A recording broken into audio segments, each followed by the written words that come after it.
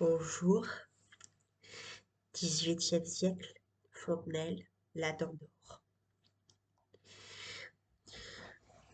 Il ne manquait autre chose à tant de beaux ouvrages, sinon qu'il fût vrai que la dent était d'or.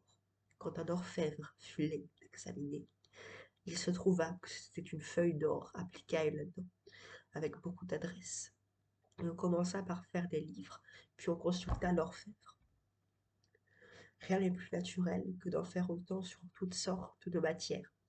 Je ne suis pas si convaincu de notre ignorance par les choses qui sont et dont la raison nous est inconnue, que par celles qui ne sont point et dont nous trouvons la raison.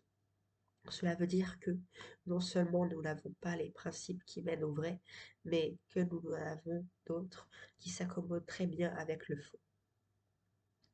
De grands physiciens ont fort trouvé pourquoi les lieux souterrains sont chauds en hiver et froids en été. De plus grands physiciens ont trouvé peu de que cela n'était pas. Les discussions historiques sont encore plus susceptibles de cette sorte d'erreur. On raisonne sur ce qu'ont dit les historiens, mais ces historiens n'ont-ils été passionnés, ni crédules, ni mal instruits, ni négligents?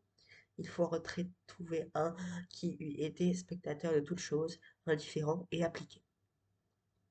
Surtout, quand on écrit des faits qui ont liaison avec la religion, il est assez difficile que, selon le parti dont on le trouve à une fausse religion des avantages qui ne lui sont point dus ou qu'on ne donne à la vraie de faux avantages dont elle n'a pas besoin.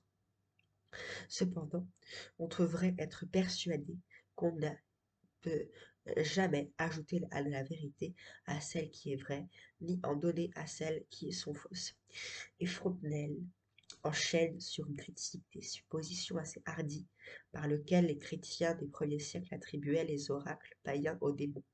On ne prétend point par là affaiblir l'autorité, ni attaquer le mérite de ces grands hommes. Si avec les vrais titres de notre religion, ils vous en ont laissé d'autres qui peuvent être suspects, c'est à nous de ne recevoir d'eux que ce qui est légitime, et à pardonner à leur zèle de nous avoir fourni plus de titres qu'ils ne nous en font.